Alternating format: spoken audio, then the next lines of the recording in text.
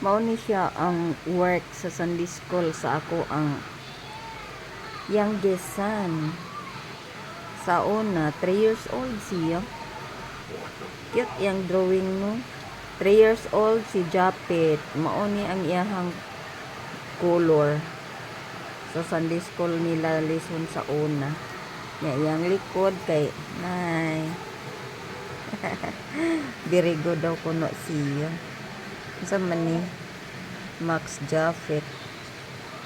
Proverbs 17:17. Di na kayo maklaro. Proverbs 17:17. Max Jaffet. Ako gining gitagu-taguan. Palangga kay nako kung anak. Oh, karon parang panaginip lang. Oh, dugay na kay niya ni nga work. Gihimo na akong bookmark sa akong Bible. Mga po na lang ko ani siguro. Ini mawala. Oh, palangga kay nako ni nga work ni Jap. 3 years old siya ani.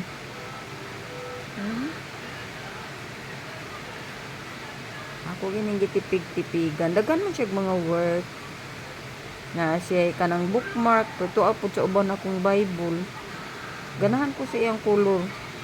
Iyahang shading ba sa iyang color. Wala siya niliwat sa ako. Pataka-taka lang.